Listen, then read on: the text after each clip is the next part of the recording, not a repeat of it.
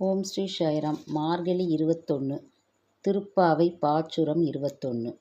ஏற்ற கலங்கள் எதிர்பொங்கி மீதளிப்ப மாற்றாதே பால் சொரியும் வள்ளல் பெரும் பசுக்கள் ஆற்றப் படைத்தான் மகனே அறிவுராய் ஊற்றமுடையாய் வெறியாய் உலகினில் தோற்றமாய் நின்ற சுடரே துயிலெழாய் மாற்றார் உனக்கு வழித்தொலைந்துன் வாசற்கண் ஆற்றாது வந்து உன் அடிபணியுமா போலே போற்றியாம் வந்தோம் புகழ்ந்தேலோர் எம்பாவாய்.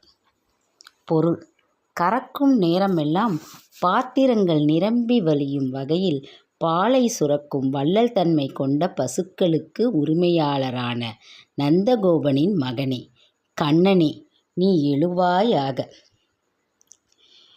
வேதங்களால் போற்றப்படும் வலிமையானவனே, எந்த வேதங்களாலும் அறிய முடியாத பெரியவனே, உலகிற்கே ஒளிகாட்டும் சுடரே, துயிலெழுவாயாக.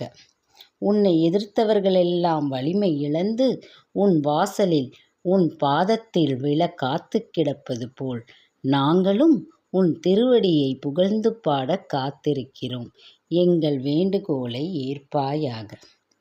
விளக்கம்: மன்னாதி மன்னர்களெல்லாம் உன் காலில் விழ காத்து கிடப்பது உன்னிடம் உள்ள பயத்தால்.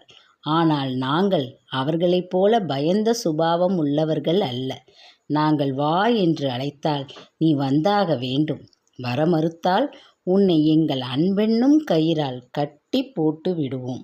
அப்போது நீ தப்பவே முடியாது என்கிறார்கள் ஆயர்குலப் பெண்கள்.